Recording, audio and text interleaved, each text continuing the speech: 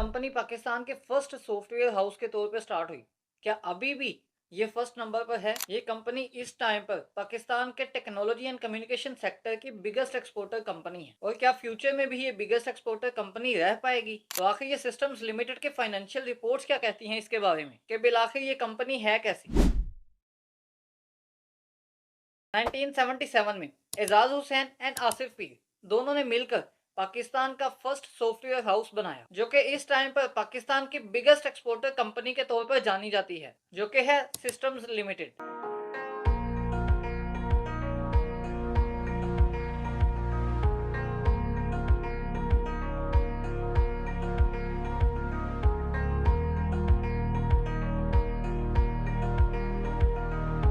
अस्सलाम वालेकुम गाइस, मैं एचएम शुएब। आप देख रहे हैं B1 बिलियनियर यूट्यूब चैनल। तो यहाँ पर एक लेटेस्ट अपडेट आपके साथ शेयर करता चलूं कि हमारा फंडामेंटल एनालिसिस का पेड कोर्स, जो कि आपके लिए अनकरीब पब्लिक हो जाएगा, तो ये पब्लिक होगा आफ्टर 15,000 सब्सक्राइबर्स।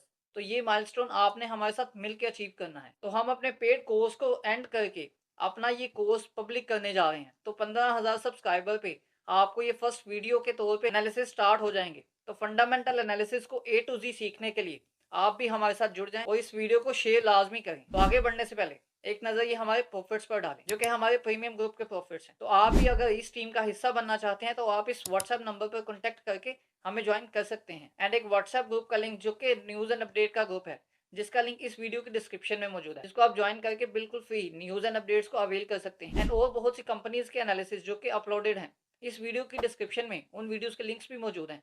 तो आप भी एनालिसिस देखकर अपने लिए एक इन्वेस्टमेंट बेस्ट पोर्टफोलियो डिसाइड कर सकते हैं। तो चलिए सिस्टम्स लिमिटेड के एनालिसिस की वीडियो को स्टार्ट करते हैं।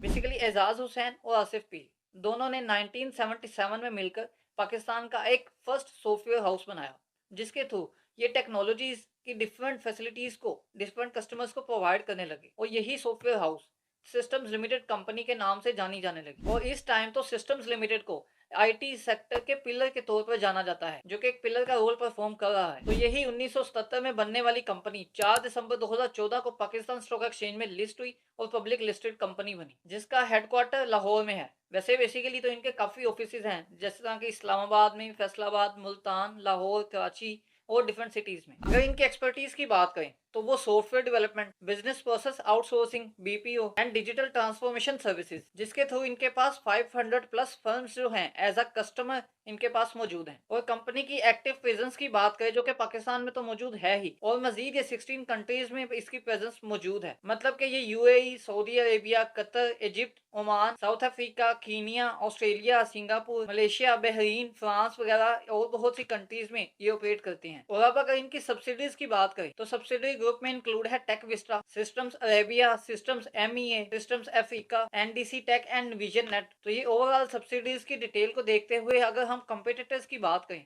तो कंपिटिटर्स में आते हैं एयरलिंक आ जाता है, हम नेटवर्क आ जाता है, मीडिया टाइम्स आ जाते हैं, अवेंशियन आता है, नेटसोल, पार्क डाटाकॉम, ऑक्टोपस है, टीआरजी है, डब्ल्यूटीएल है एंड पीटीसी। तो अब अगर इनके ग्लोबल रिकॉग्निशन एंड अवार्ड्स की बात करें तो ये आपके सामने है, जो कि Forbes Asia best under a billion, जो कि 2024 का इनका अवार्ड रहा। इसी तरह मजीद जो टेमिनोज का अवार्ड है, हवावे का है, इसी तरह पीएसएक्स का, एफबीआर का, आईबीएस का, ये क्लाउडेरा का, और ये डिफरेंट अवार्ड्स और रिकॉग्निशंस आपके सामने डिटेल मौजूद है। तो अब थोड़ी सी डिटेल देखते हैं इसकी पार्टनरशिप पे। तो पार्टनरशिप के लिए नजर डालें, जो कि माइक्रोसॉफ्ट के पास इनकी जो पार्टनरशिप है माइक्रोसॉफ्ट वालों के साथ, जो कि 12 प्लस ईयर्स पार्टनरशिप हो गई है इनको, जो कि 2023 में Microsoft partner of the year UAE के साथ बना था। इसी तरह 2023 Microsoft partner of the year Pakistan रहा। और इसी तरह आगे टेमिनोज का 14 प्लस ईयर्स पार्टनरशिप है इनकी। और आईबीएम की पार्टनरशिप 11 प्लस ईयर से है। रेड हैट है, इसी तरह ही सेल्स फोर्स है, एसएपी, एडब्ल्यूएस, इसी तरह ही सर्विस नाउ है। तो ये इनके ओवरऑल पार्टनर्स हैं, जो कि डिफरेंट ईयर से डिफरेंट कंट्रीज में इनके साथ पार्टनर बनकर ऑपरेट कर रहे हैं। तो अब थोड़ी सी डिटेल इनकी ऑफरिंग्स पर डालते हैं, मीन के इनकी प्रोडक्ट्स वगैरह की ऑफर क्या करते हैं। देन ये सबसे पहले आपके पास एआई ट्रांसफॉर्मेशन है, जिसमें रिस्पॉन्सिबल एआई है, इसी तरह एआई एक्सेलरेटेड इंजीनियरिंग है, मशीन लर्निंग है। और इसी तरह दूसरा देख ले तो डिजिटल ट्रांसफॉर्मेशन है, क्लाउड है, डाटा एनालिटिक्स है, डिजिटल आईटी ऑपरेशंस हैं, जिसमें डिफरेंट कंपनीज को ये सर्विसेज प्रोवाइड कर रहे हैं। इसी तरह जनरेटिव एआई है, इंटरप्राइज सर्विसेज है, तो ये डिफरेंट एज अ प्रोडक्ट इनके यूज हो रही हैं, जो कि फैसिलिटीज कंपनी को प्रोवाइड करती हैं डिफरेंट फर्म्स को, मेन के अपने क्लाइंट्स को। तो ये कंपनी का इंट्रोडक्शन देखने के बाद अब थोड़ी सी इसकी डिटेल में आपको बताता चलूँ पीएसएक्स की ऑफिशियल वेबसाइट पर लेके जाके। तो यहाँ पर आप देखें कि ये स्टॉक आपको सामने है, जो कि स्टॉक की प्राइस आपके सामने है, लेकिन ये स्टॉक की प्राइस अचानक इतनी क्यों नीचे है। आप देख रहे हैं कि 1 मंथ का अगर हम देखें तो ये इसकी हिस्ट्री के अकॉर्डिंग देख लें आप, तो ये काफ़ी ज़्यादा इसकी प्राइस ऊपर थी, अब नीचे है, क्योंकि ये स्टॉक स्प्लिट हुआ है। अब ये स्टॉक स्प्लिट होने के क्या रीज़न है? अब चूँकि स्टॉक कंपनीज़ काफ़ी रीज़न्स की वजह से स्प्लिट करती है, यहाँ पर भी एक अफोर्डेबल स्टॉक बनाने के लिए इसको स्प्लिट किया गया, जो कि 5 टाइम्स स्प्लिट हुआ। पहले इसकी जो फेस वैल्यू थी पर स्टॉक 10 रुपीज़ थी, लेकिन अब इसकी जो फेस वैल्यू है वो जस्ट 2 रुपीज़ है, और इसी तरह इसका जो मार्केट कैप है वो भी उसके अकॉर्डिंग, नंबर ऑफ शेयर्स उसके अकॉर्डिंग इंक्रीज हुए। और स्टॉक स्प्लिट होने के बाद इसमें जो काफ़ी ज़्यादा तकरीबन 15 से 20% का गेन भी देखा गया। तो इस सेंस में भी देखा जाए तो स्टॉक एक अच्छा स्टॉक दिख रहा है कि यहाँ पर इसका जो स्प्लिट होने के बाद गेन है वो भी अच्छा है। लेकिन एनालिसिस तो हम कर रहे हैं, इसका फाइनल डिसीजन और मजीद एनालिसिस आपने खुद भी करने हैं। तो ये जस्ट एनालिसिस बेस्ड वीडियो है, ना कि कोई रिकमेंडेशन। तो नेक्स्ट इसके फाइनेंशियल एनालिसिस पर आए देखें। फाइनेंशियल एनालिसिस जो क्वार्टर वाइज भी, एनुअल वाइज भी। तो क्वार्टर वाइज पे आप देख लें कि क्वार्टर वाइज इनके जो एनालिसिस है इसकी डिटेल आपके सामने है, और ये इसके मजीद एनालिसिस हम एनुअल रिपोर्ट पर जाकर ही करते हैं। अब मैं नेक्स्ट आप देख लें इनके पे आउट हिस्ट्री। पे आउट हिस्ट्री भी आपके सामने है, जो कि ये एज अ डिविडेंड स्टॉक तो बिल्कुल भी आप ऐड नहीं रख सकते। इनके पे आउट हिस्ट्री बिल्कुल एज अ क्लियर आपके सामने है। तो अब यहाँ से थोड़ा आगे बढ़कर मैं आपको एनुअल रिपोर्ट पर ले चलता हूँ। एनुअल रिपोर्ट पर सबसे पहले हम सीईओ का मैसेज देखते हैं, जो कि सीईओ के मैसेज में आखिर क्या है। तो ये सीईओ मैसेज आप देख रहे हैं, यहाँ पर ये बताते हैं कि 26% राइज इन रेवेन्यू है। 26% मतलब रेवेन्यू इंक्रीज हुआ है 2023 की निस्बत 2024 में। इसी तरह इनका जो फ्यूचर प्लान है वो क्या है, वो continue to invest in over work force through strategic hiring. यहाँ पर आप मेन प्रोडक्ट इनकी देख लें, मतलब कि इनका जो मेन प्रोडक्ट है सर्विसेज प्रोवाइड करना है, और इनका जो रॉ मटेरियल या इनकी जो बाकी देखें तो ये इनके जो एम्प्लॉयज़ वो ही इनके लिए सब कुछ हैं, और इनके जो एसेट्स वगैरह बने हैं वो इनके लिए सब कुछ है। अब यहाँ पर ये नंबर ऑफ जो यहाँ पर यही बता रहे हैं कि नंबर ऑफ हायरिंग जो है ये उनको इंक्रीज कर रहे हैं फ्यूचर में कंपनी को मजीद बेहतर बनाने के लिए, और इसी तरह ये अपस्किलिंग की तरफ जा रहे हैं, और इनका जो फोकस है वो एक्सपर्टीज किन की तरफ है, इमर्जिंग टेक्नोलॉजीज है, पार्टिकुलरली एआई है, and generating AI ensuring and every developer to advance AI tools. तो इनकी फर्दर अगर मैं आपको थोड़ी सी डिटेल बताऊं तो 2023 में जो इनकी डिटेल थी एम्प्लॉयज की वो तकरीबन 6000 के आसपास थी। तो अगर 2022 में देखें 2022 की निस्बत 2023 में 800 एम्प्लॉयज का इजाफा हुआ, और इसी तरह 2024 में 6632 एम्प्लॉयज इनके काउंट किए गए, और इसके बाद जो 2025 का साल आया तो इसमें इनके अप्रोक्सीमेटली 7500 एम्प्लॉयज काउंट किए जा रहे हैं। तो ये कंपनी अपने आप को एक्सपेंड भी कर रही है, अपनी सर्विसेज को बढ़ा भी रही है। तो अब यहाँ पर एक मेन पॉइंट जो कि मैं आपको दिखाना लाजमी चाह रहा था, क्योंकि इस कंपनी का फ्री फ्लोट बहुत ज़्यादा है। तो यहाँ पर जो स्टेक होल्डिंग है, शेयर होल्डिंग, मैं वो आपको उसकी थोड़ी डिटेल बताता हूँ, देन हम एनालिसिस पर मजीद आगे बढ़ते हैं। तो अब ये शेयर होल्डर्स की इन्फॉर्मेशन है, जो कि मतलब शेयर होल्डिंग इन्फॉर्मेशन, जो कि आप देख रहे हैं इक्विटी एंड स्टॉक इन्फॉर्मेशन में आप देख रहे हैं ऑथराइज्ड कैपिटल आपको दिया गया है, नंबर ऑफ शेयर्स आपके सामने है, पर वैल्यू है, इसी तरह टाइप ऑफ शेयर्स, ये जो पर वैल्यू है, इसी तरह नंबर ऑफ शेयर्स हैं, ये सब चेंज हो जाएंगे। इसकी जो फेस वैल्यू वगैरह चुके चेंज हो गई है, स्टॉक स्प्लिट हुए 2025 में, इसी तरह 2025 की एनुअल रिपोर्ट में ये सब चीजें चेंज होंगी। और इसी तरह ये शेयर होल्डिंग ब्रेकअप आपके सामने, ये चीज मैं आपको दिखाने जा रहा था, जिसमें आप देख सकते हैं कि इनका जो स्टेक है शेयर होल्डिंग का वो बहुत ज्यादा डिस्ट्रीब्यूट हुआ है। तो सबसे पहले आप देख सकते हैं 32.08% जो directors and chief executive officers and their spouses वगैरह और माइनर चिल्ड्रंस जो इनके पास होल्डिंग्स हैं इनकी। इसी तरह कंपनीज के पास इनकी जो होल्डिंग्स हैं वो 7.88%। इसी तरह आगे इनकी जो होल्डिंग्स आपके सामने पूरी डिटेल मौजूद है, और जनरल पब्लिक के पास एंड फॉरेन कंपनीज के पास कितनी डिटेल है ये भी मेंशन है। तो ये आप देखते हुए इसके अकॉर्डिंग आप इसके भी एनालिसिस आगे फर्दर मूव कर सकते हैं, देख सकते हैं। तो यहाँ पर ये आप डिटेल देख सकते हैं। सबसे पहले कंसोलिडेटेड रेवेन्यू, ये कंसोलिडेटेड बेसिस पर है। इसी तरह इसकी सीएजीआर जो मिलियन पर और परसेंटेज इनके आपके सामने है, जो कि 2020 में 21, 22, 23 और देन 24 में इंक्रीज ही होते गए। और इसी तरह जो नेट प्रॉफिट है कंपनी का, सीएजीआर की परसेंटेज आपके सामने है, जो कि 2020 से 2024-23 तक इंक्रीज हुआ, लेकिन 2024 में थोड़ा डिक्रीज हो गया। इसी तरह इनके ऑपरेटिंग प्रॉफिट्स वगैरह वो इंक्रीज रहे, जो कि 2023 से 2024 तक इंक्रीज ही रहे। और ईपीएस जो है वो आपकी जो है वो डिक्रीज रही इस कंपनी की 2024 में, 2023 तक काफ़ी इंक्रीज रही थी। तो इस कंपनी में 2023 की निस्बत 2024 में रेवेन्यू इंक्रीज हुआ, लेकिन उसकी जो ईपीएस है वो डिक्रीज रही थी। तो यहाँ पर मेन ऑप्शन मैं आपको दिखाता हूँ, मेजर पोर्शन जो है रेवेन्यू बाय जियोग्राफी। तो रेवेन्यू बाय जियोग्राफी जो है ये आपके सामने है कि मतलब किस-किस पोर्शन में, किस-किस हिस्से से इनका रेवेन्यू जनरेट होता है। तो यहाँ पर middle east and Africa and others से जो 59% इनका जनरेट हुआ, नॉर्थ अमेरिका से 21% जनरेट हुआ, इसी नहीं पाकिस्तान से, यूरोप से, एपेक से, ये आपके सामने है कि जो कंट्रीब्यूशन इनके रेवेन्यू में बाय जियोग्राफी आपके सामने मौजूद है। इसी तरह एक्सपोर्ट कंट्रीब्यूशन देख लेते हैं फिर आप, और ये एक्सपोर्ट्स कंट्रीब्यूशन आप देख सकते हैं डोमेस्टिक लेवल की और एक्सपोर्ट्स की, जो कि काफ़ी मेजर डिफरेंस है। इसी तरह आप रेवेन्यू बाय करेंसी भी देख सकते हैं, रेवेन्यू बाय करेंसी भी पीके आओ जो 94%, बाकी आप देख लें जो कि एफसीवाई के अकॉर्डिंग भी है। इसी तरह कॉस्ट ऑफ करेंसी वगैरह की डिटेल भी आपके सामने है। तो अब आते हैं की फाइनेंशियल हाइलाइट्स पर। तो ये आपके सामने है जो कि 2019 से 2024 का डाटा है। तो यहाँ पर रेवेन्यू को देखें तो रेवेन्यू आपका 2019 से लेकर 2024 तक इंक्रीज ही हुआ है। इसी तरह कॉस्ट ऑफ रेवेन्यू वो तो ऑब्वियसली इंक्रीज होगी। अब इसी तरह आप देख सकते हैं जो इसके बाकी एक्सपेंसेस वगैरह, डिस्ट्रीब्यूशन एक्सपेंसेस, एडमिनिस्ट्रेटिव एक्सपेंसेस, ये सब एक्सपेंसेस की डिटेल 2019 से 2024 तक दी गई है। और इसके अगर ऑपरेटिंग प्रॉफिट्स की बात करें, ऑपरेटिंग प्रॉफिट्स आपके सामने के इंक्रीज ही हुए 2019 से 2024 तक। 2023 तक काफी ज्यादा इंक्रीज रहा, लेकिन 2024 में एज कम्पेयर टू 2023 थोड़े डिक्रीज रहे, तो इनका ऑपरेटिंग प्रॉफिट इनका डिक्रीज रहा 2024 में। इसी तरह प्रॉफिट बिफोर टैक्सेशन और आफ्टर टैक्सेशन की डिटेल आपके सामने है, जो कि प्रॉफिट आफ्टर टैक्सेशन भी सेम ऐसे ही है जैसे कि ऑपरेटिंग प्रॉफिट की डिटेल हमने देखी थी। 2019 से 2023 तक इंक्रीज रहा, लेकिन 2023 के बाद 2024 में थोड़ा डिक्रीज आया। तो ये अनकंसोलिडेटेड स्टेटमेंट आपने देखी 5 साल की, और इसी तरह कंसोलिडेटेड स्टेटमेंट भी आपके सामने है। तो यहाँ पर प्रॉफिट आफ्टर टैक्स की डिटेल आप देख सकते हैं कि यहाँ पर इसकी जो डिटेल है वो इंक्रीज रही है, लेकिन 2023 की निस्बत 2024 में डिक्रीज है, लेकिन वैसा डिक्रीज नहीं है जिस तरह के इसकी अनकंसोलिडेटेड स्टेटमेंट में है। तो हम तो मेन अनकंसोलिडेटेड स्टेटमेंट ही देखेंगे।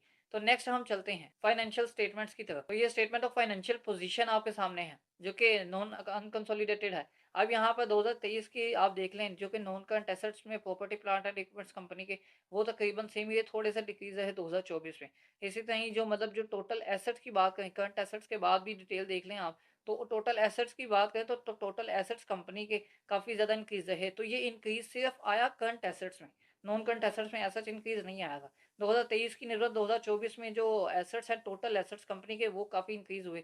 इसी तरह जो टोटल एसेट्स के बाद total equity and liabilities company की है, वो भी काफ़ी ज़्यादा इंक्रीज रही। लेकिन यहाँ पर नॉन करंट लाइबिलिटीज में थोड़ा डिक्रीज देखा गया, और डिक्रीज देखने के बाद इसी तरह करंट लाइबिलिटीज में थोड़ा सा इंक्रीज है। लेकिन ये एक अच्छी चीज़ है कि नॉन करंट लाइबिलिटीज में यहाँ पर थोड़ा डिक्रीज देखा गया। अब यहाँ पर स्टेटमेंट ऑफ फाइनेंशियल पोजीशन की सारी सिचुएशन आपके सामने है। अब चलते हैं unconsolidated statement of profit and loss. अब यहाँ पर इसकी अर्निंग पर शेयर वो तो ऑब्वियसली डिक्रीज हुई थी 2023 की निस्बत 2024 में। अनकंसोलिडेटेड बेसिस पर देखा जाए तो इसकी जो अर्निंग पर शेयर है वो काफ़ी ज़्यादा डिक्रीज हुई। लेकिन जैसे ही इसको कंसोलिडेटेड में देखते हैं तब थोड़ी सी कमी आती है कि 2024 में थोड़ी डिक्रीज रही 2023 की निस्बत। लेकिन हम तो एक कंपनी का एनालिसिस करें, उसकी सब्सिडीज को अभी हमने इंक्लूड नहीं किया। तो यहाँ पर statement of profit and loss के थ्रू आपको ये अंदाजा हो रहा है, पता लग रहा है कि यहाँ पर इसकी जो अनकंसोलिडेटेड, जो मतलब एक लोनली कंपनी की जो एनालिसिस है, उसकी जो अर्निंग पर शेयर है, उसकी statement of profit and loss बता रही है कि उसकी अर्निंग पर शेयर में तकरीबन 30 to 35% तक का डिक्रीज आया है। तो ये कंपनी के लिए अच्छा पॉइंट नहीं था। लेकिन इसके क्वार्टर बेसिस पर अब नेक्स्ट हम जैसे ही इसका जो अगला साल भी कंप्लीट होगा, देन आपके लिए वो एनालिसिस भी करेंगे। तो इसी तरह ही नेक्स्ट स्टेटमेंट आ जाती है unconsolidated statement of cash flow.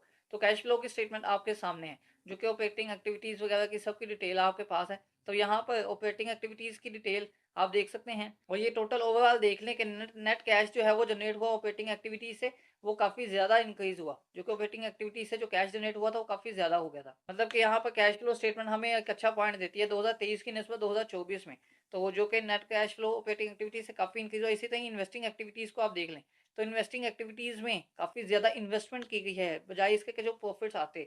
तो 2023 में प्रॉफिट आए थे, लेकिन यहाँ पर जो इन्वेस्टमेंट की गई है मजीद फर्दर, तो इसके जो आगे इफेक्ट्स हैं वो हमें नजर आएंगे अगली स्टेटमेंट में। तो ये भी नेगेटिव में है, लेकिन ये एक अच्छा पॉइंट है कि कंपनी ने इन्वेस्टमेंट्स की हैं, जो कि 2023 में इन्होंने देखे आप expenditures on internally generated intangibles, उन्होंने कोई 2023 में इस पे कोई एक्सपेंस नहीं किया था, लेकिन उसमें 2024 में इन्होंने काफ़ी ज़्यादा इन्वेस्टमेंट की। और यहाँ पर मजीद इसकी डिटेल देखें तो इन्हें इंटरेस्ट भी रिसीव हुआ, जो कि इन्होंने अपनी सब्सिडीज एंड एसोसिएटेड अंडरटेकिंग्स को दिया हुआ था। तो यहाँ पर जो 2023 की नज़र 2024 में इनको प्रॉफिट भी काफ़ी ज़्यादा रिसीव हुआ था। लेकिन यहाँ पर जो सबसे ज़्यादा मेन पॉइंट है वो शॉर्ट टर्म इन्वेस्टमेंट्स हैं, जो कि शॉर्ट टर्म इन्वेस्टमेंट्स कंपनी ने काफ़ी ज़्यादा इसमें की, लेकिन 2023 में इन्हें एज अ प्रॉफिट ये रिसीव हुई। अब इसे तो ये फाइनेंसिंग एक्टिविटीज़ की डिटेल भी आपके सामने है।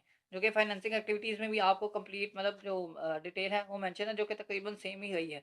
अब यहाँ पर जो कैश जो 2023 में कंपनी को रिसीव हुआ और 2023 में कंपनी ने एंड किया, और इसी दिन 2024 में जो रिसीव होकर 2024 में कंपनी ने जो 2025 के साल स्टार्ट होने के लिए छोड़ा था, तो वो उसकी डिटेल भी आपके सामने है, जो कि काफ़ी बेहतर रही थी। तो यहाँ पर आप देख सकते हैं कैश फ्लो स्टेटमेंट में भी कि 2023 में कंपनी ने बहुत अच्छा परफॉर्म किया था, लेकिन 2024 जो है वो कंपनी के लिए ज़्यादा अच्छा नहीं रहा था। जो कि कंपनी ने कैश भी 2023 में जब रिसीव हुआ, तो वो रिसीव होने के बाद कंपनी ने जो cash at the end of the year 2023 छोड़ा था, वो तकरीबन कंपनी का 2 टाइम्स मतलब 2x होकर कंपनी ने कैश जनरेट करके छोड़ा था। तो मतलब कि कंपनी को काफ़ी ज़्यादा प्रॉफिट्स 2023 में हुए थे, बट 2024 बहुत ज़्यादा अच्छा नहीं रहा। तो अब ये कंसोलिडेटेड स्टेटमेंट में मैं आपको दिखाता हूँ statement of profit and loss की, जो कि ये आपके सामने है।